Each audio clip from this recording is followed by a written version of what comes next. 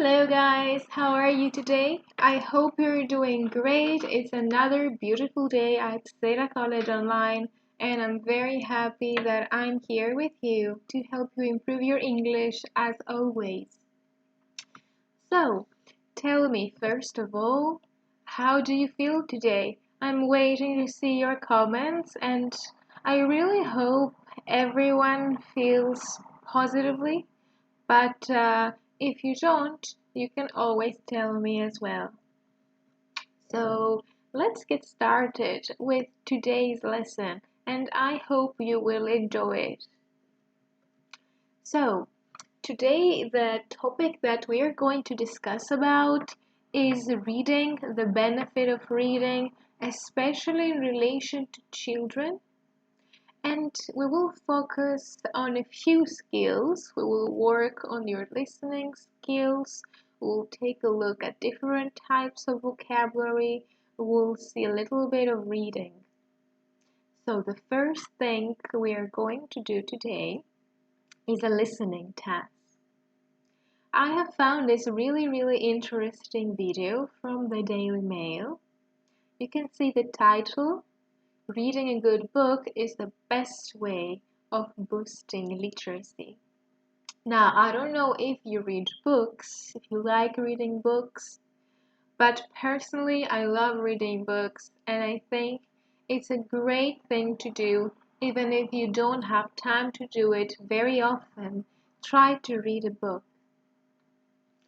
So, the first task that I will assign is to look at the 3 questions on your screen, and while you're watching the video, try to answer the questions in the best way possible.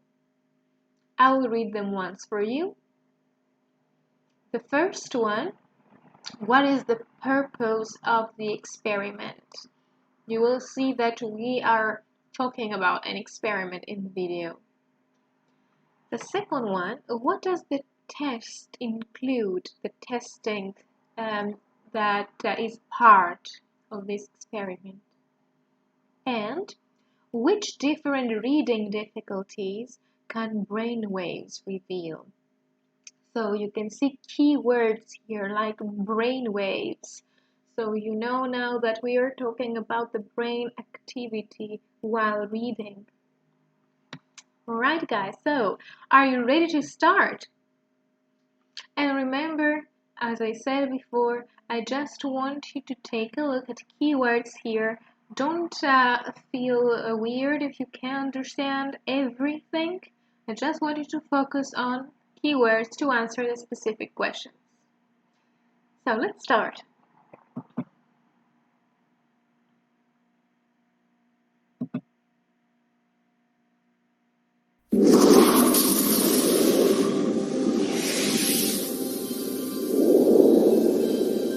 You guys can follow me this way. 9-year-old Vigo and his little brother Jude are getting wired up for science. This is a brainwave, and these squiggly lines have a story to tell about how children's brains function as they learn to read. One of the things we're trying to do is use children's brain activity to predict how they're going to do in school in reading-related subjects a year later. With support from the National Science Foundation, cognitive neuroscientist Sarah Laszlo and her team at Binghamton University are developing a test designed to diagnose reading difficulties early on. And that's critical. Studies show many methods now used to help struggling readers become less effective after the 2nd grade. If we can predict how a kid is going to be doing in school way in advance on the basis of their brain activity, that's really valuable. Laszlo says the key is to build up a database of brainwaves from lots of different kids. The more variability we have, the better, because it allows us to see what's really different between the strongest and the weakest, and that helps us to make predictions about other kids. The test itself is essentially a computer game. Words and random letters flash on the screen. When you see your name, you press a button. Jude was acing it, but if he had been struggling, his brain activity would show it. We can look at each of those parts of the signal and see where the kid might be having trouble. Are they having trouble knowing what the letters are? Are they having trouble pronouncing the word? Are they having trouble linking it up with meaning? valuable information for providing the right kind of help. Thank you for being willing to sacrifice your hair to science. In a twist, Laszlo's reading research may have applications in a completely different field of science, biometrics.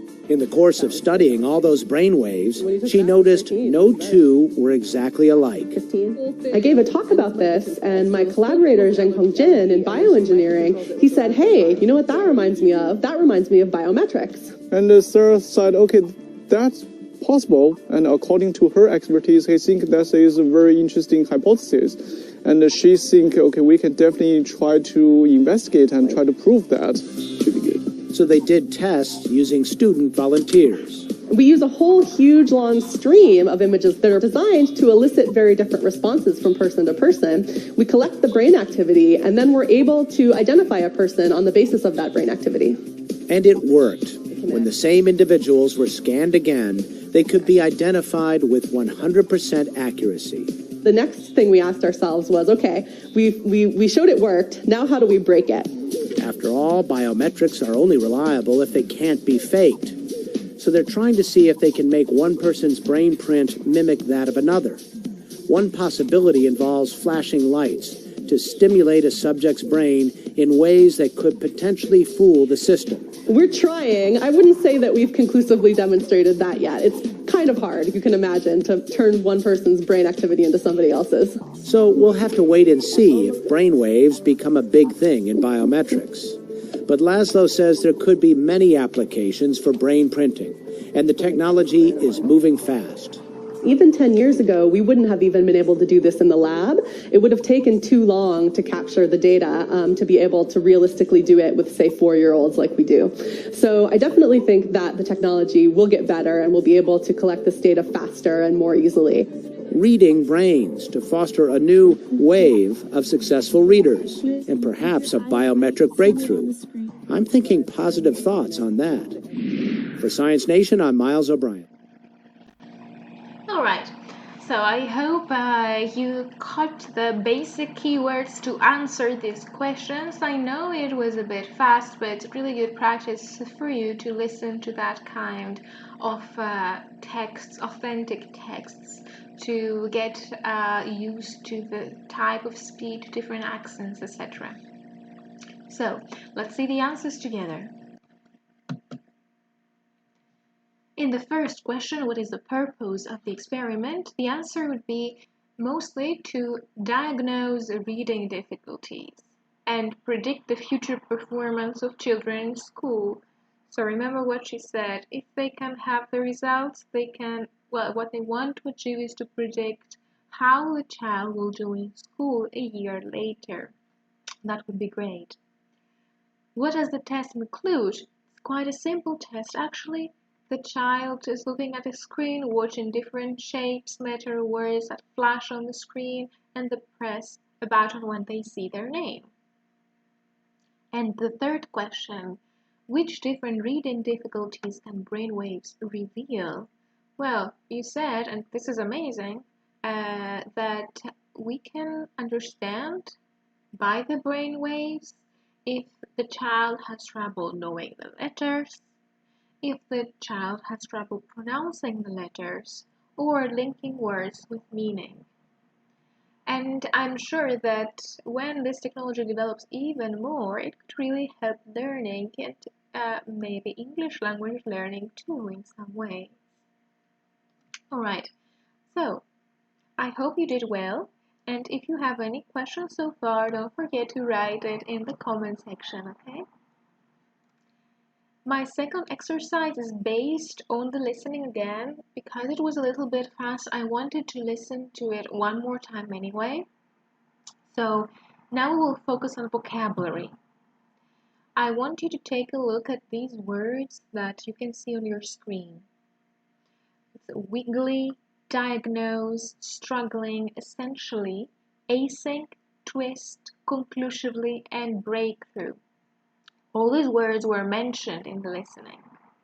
What I want you to do is listen again, try to identify the word, and think of how it is used in the sentence.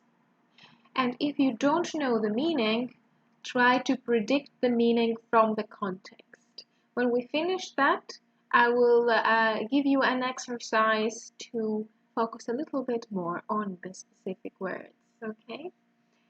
So let's listen one more time and remember, just focus on these specific words and how they are used in a sentence. Sorry.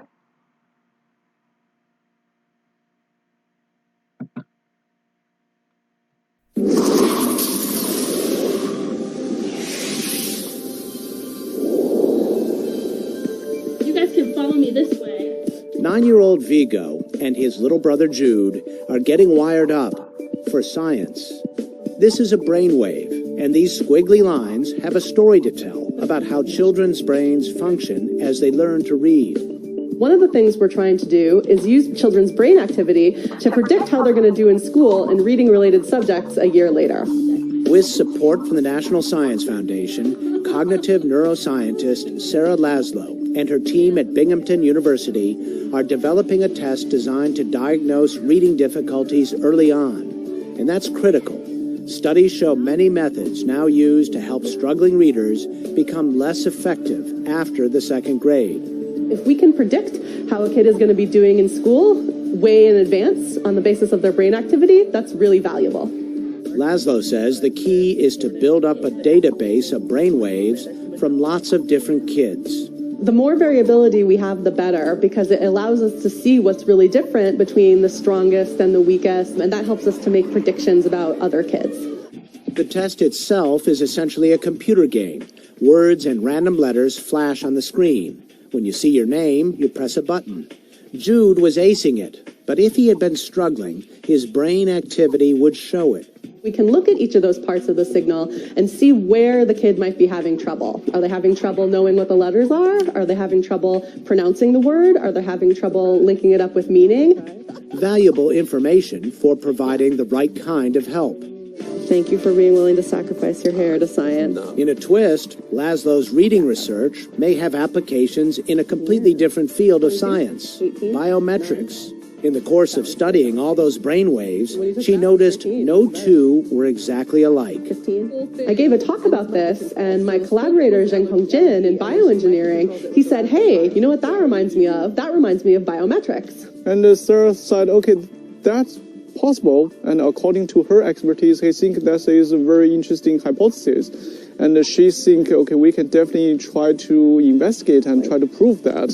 Should be good. So they did tests using student volunteers. We use a whole huge long stream of images that are designed to elicit very different responses from person to person. We collect the brain activity, and then we're able to identify a person on the basis of that brain activity. And it worked. When the same individuals were scanned again, they could be identified with 100% accuracy. The next thing we asked ourselves was, okay, we showed it worked, now how do we break it? After all, biometrics are only reliable if they can't be faked. So they're trying to see if they can make one person's brain print mimic that of another. One possibility involves flashing lights to stimulate a subject's brain in ways that could potentially fool the system. We're trying. I wouldn't say that we've conclusively demonstrated that yet. It's kind of hard, you can imagine, to turn one person's brain activity into somebody else's. So we'll have to wait and see if brainwaves become a big thing in biometrics. But Laszlo says there could be many applications for brain printing, and the technology is moving fast. Even 10 years ago, we wouldn't have even been able to do this in the lab. It would have taken too long to capture the data to be able to realistically do it with, say, 4-year-olds like we do. So I definitely think that the technology will get better and we'll be able to collect this data faster and more easily. Reading brains to foster a new wave of successful readers and perhaps a biometric breakthrough. I'm thinking positive thoughts on that. For Science Nation, I'm Miles O'Brien. Right, so it's okay if you didn't achieve to identify all the words while you were listening, because I will show you the parts of the sentences where they are used as well. If you did, that's great.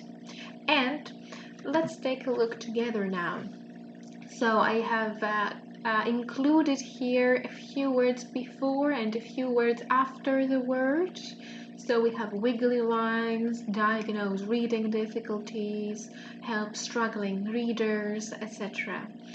I want you to take a quick look again in case you didn't listen to something, and then try to match the bold word with the meaning. Like which of the words has the meaning basically, okay?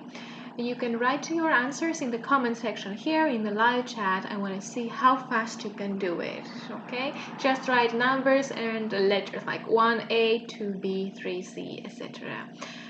Let's start with that, guys.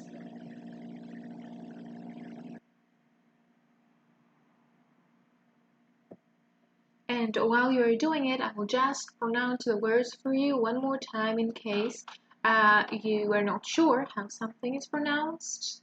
So, wiggly, diagnose, stress is on die, struggling, essentially, acing, twist, conclusively, and breakthrough. So the stress here is on breakthrough. And another note in number 3, your sound is struggle, struggling. Okay, so all these actually are words that are pretty common in many different contexts, so it's a great idea to have them in mind if you can. Let's take a look at the answers together. So wiggly lines. Wiggly lines means that they are twisting and turning. It's not a straight line, okay? Diagnose. It's D, of course. Identify the nature of a condition. We can diagnose reading difficulties. We can diagnose a disease. Struggling, number 3. We have F. When you find something very, very challenging, you're struggling to finish it. Something difficult for you. Essentially, number 4 is A, basically, okay? And number 5, it's a really nice word that I actually like a lot, ace. You aced it, you're acing it. This means that you complete something successfully, you're generally doing it really well, you're doing it excellently. If you get 100% at your test, you're acing it. And number 6, in a twist, we have G's, an unexpected development. I'm sure you have heard this before. Maybe in the context of films, there was a twist plot. Something unexpected happened in the end. Number 7, conclusively, we have E. It's decisively, it's a final decision. So here we wouldn't say that we have actually demonstrated it as a final result. And breakthrough, number 8, we have B. It's a dramatic discovery, an innovative discovery that changes things dramatically. So how did you do? Did you find everything, guys? You can tell me in the comments. And if you still have questions about any of the words in relation to the meaning or the pronunciation, you can write down your question and I will answer as soon as possible.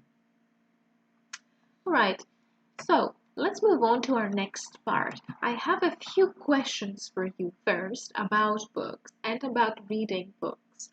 And if you want, you can type your answers while I will be answering the questions as well. My first question is, did you read as a child? Write your answer in the comments. Did your parents read you bedtime stories? Try to think about it and tell me. Yes, no. What are the benefits of bedtime stories? What do you think? So you can try to write a few answers to these questions. Did you read as a child? Did your parents read to you? What are the benefits of bedtime stories? In my case, yes, I was reading a lot. I remember that I would read, if not every day, every other day. I don't remember specifically reading bedtime stories, but I guess, yes, I think my parents would read some bedtime stories for me. And the benefits of bedtime stories, so many that I can't really start. And I will not give you answers to this question actually, because that's something we're going to do together. Okay. In the meantime, you can still continue writing answers to these three questions and tell me about you. Okay. So, what are the benefits of reading bedtime stories? Now, here I have found a really nice article from the independent.ie, and we're going to see together 6 benefits of reading bedtime stories. Let's take a look. I will just give you a minute first to go through it on your own, and then I will read it for you to listen to the pronunciation. Take a minute to go through it really fast.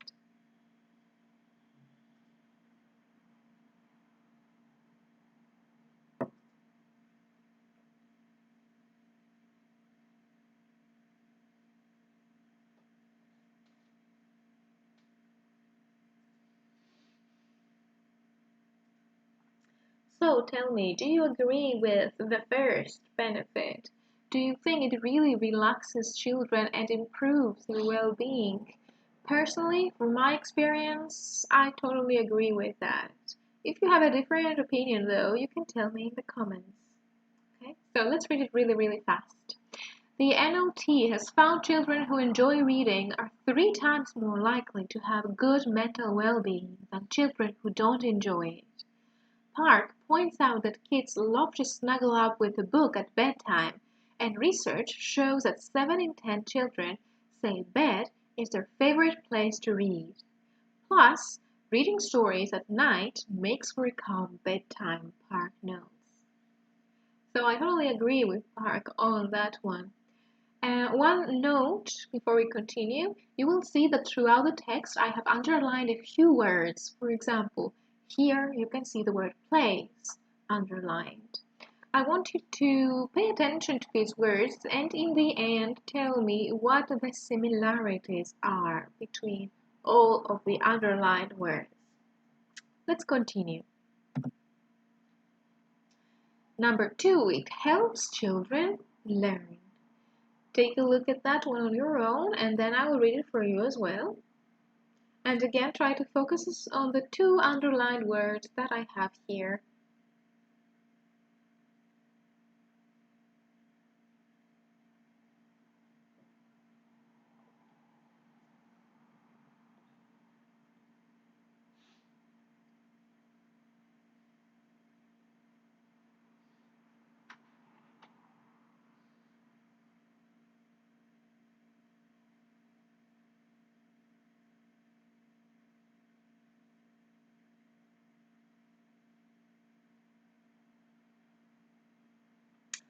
So, I totally agree with this one, and this is very easily transferable to English language learning.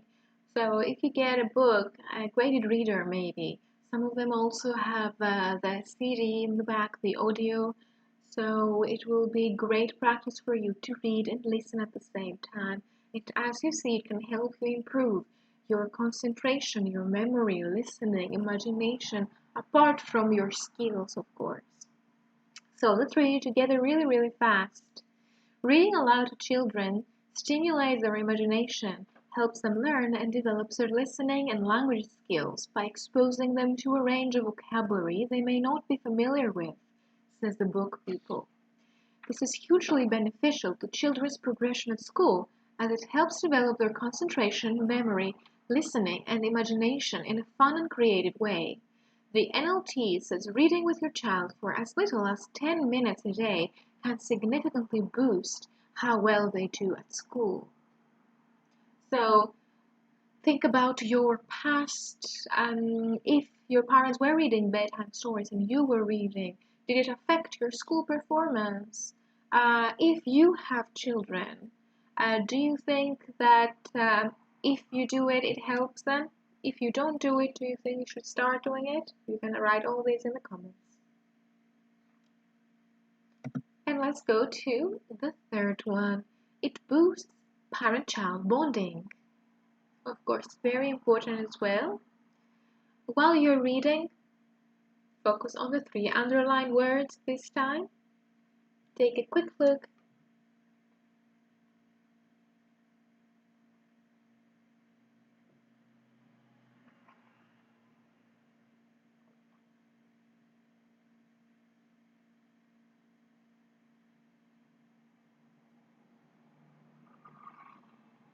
So let's read together as well and tell me if you agree. The research found more than half of parents, 60%, use books as a way to get their children to open up to them, to find out how they're feeling and spark conversations, while 54% of parents believe setting time aside to read to their children at bedtime brings them closer together and is vital for their bonding time. So, do you agree with that? How do you feel?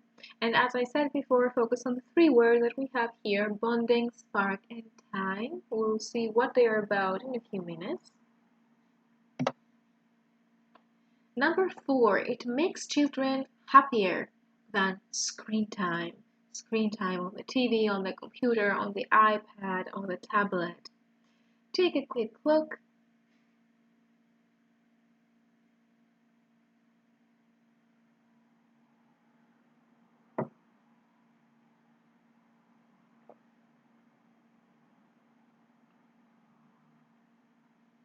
Now, I don't know if you agree with that. Maybe if you are not a reader, you don't agree, but I totally agree. I so much prefer reading a book than screen time.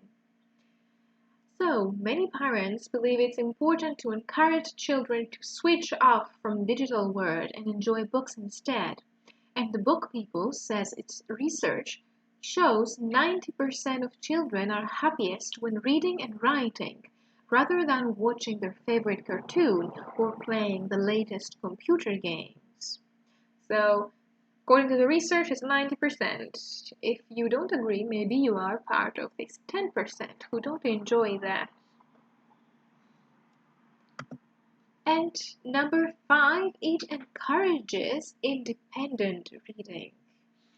And this is something that I totally agree with, and this is something that I would advise you to do. Start slowly, and I think that even if you are not an avid reader, with practice and with time, you can become a little bit more fond of it, doing it more enjoyably.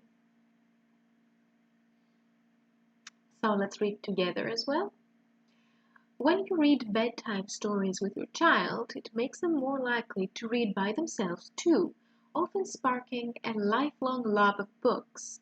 Bedtime is the perfect opportunity to get your child reading regularly, says Park. And I totally agree. If it becomes a habit, then the child is going to do it, well, they're probably going to do it on their own as well. And the last benefit is, of course, that it inspires children.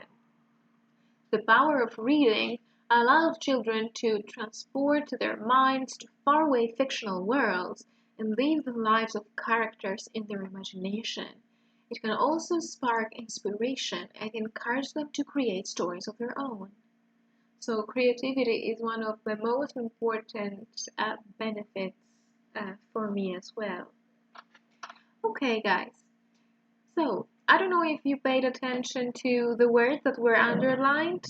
I will go back again one more time so that you can see them and try to tell me what the similarity is between all these words. Okay, place, range, boost, bonding, spark, time, switch, research, and transport.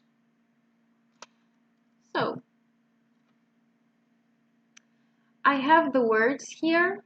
You can see them. Do you have any ideas before we practice what these words might have in common?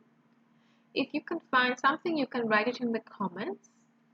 But generally, I will help you by telling you that it is a similarity that has to do with the word families, and specifically with the verbs and the nouns.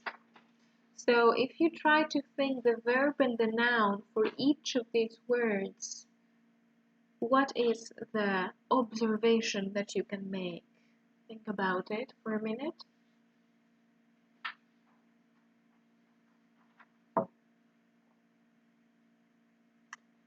So, apparently, all these words have the same form for the noun and the verb. So, place, place, it's a verb and a noun. Range, range, boost, boost, bond, bond. The exact same word, guys. So this is just a note for all of you who say that English is difficult. You see, there are words that are not difficult at all and where you don't even have to learn something different because the verb and the noun is exactly the same. And what we are going to try and do is complete the examples with the same word. In one of the examples, it's a verb, and in one of the examples, it's a noun. Let's do the first one together, and then I'll give you time for the next. And there is one more page of examples. So, reading your creativity. Reading with give a to your vocabulary knowledge. I think there's a typo here. The word is can instead of with. Reading can give a to your vocabulary knowledge. So think about it. What's the word? Place, range, boost, bond, spark, switch, research, or transport. Our word here is boost. Reading boosts as a verb, and reading can give a boost. Okay, it can give a push, let's say, to your vocabulary knowledge. I'll give you a few seconds to go through examples 2, 3, and 4. And if you find it, write the word in the comments.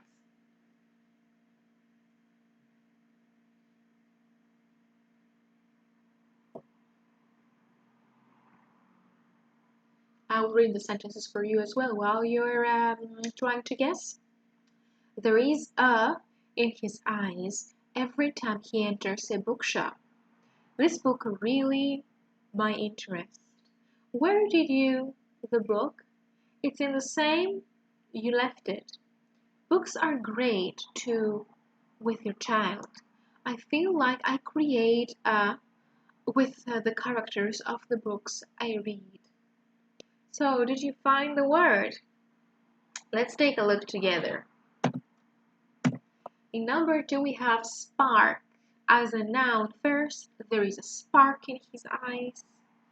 And the second one, this book really sparked if you were in the past simple, my interest. Okay. So spark talks about enthusiasm, excitement.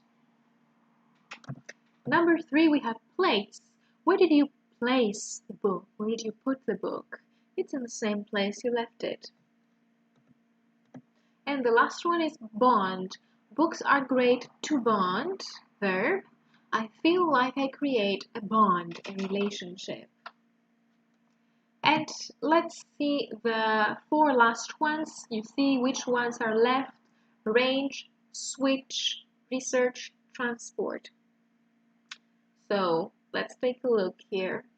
I'll read the sentences again with you. I never read books in the public. Reading can to places you had never imagined. Shows reading is beneficial.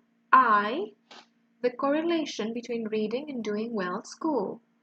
Book prices from 10 to 50 euro. There is a wide of books. My e-readers is stuck. I can't turn it on. Off the TV and open the book. So I think that was a bit easier. Let's take a look to number 5. I never read books in a public transport. Reading can transport you to places you had never imagined. Research shows reading is beneficial, and I researched the correlation between reading and doing well at school. Now, before I continue, I want you to focus on these two words. If you take a look at all the words, only these two have how many syllables? How many syllables do we have here? Try to focus. 2. So, place, range, boost, bond, spark, and switch only have one syllable. But research and transport have 2. And why this is important? Because if you have the exact same word with 2 syllables used as a noun and as a verb, the stress changes. So the noun public transport or research shows is stressed on the first syllable, okay? Transport, research.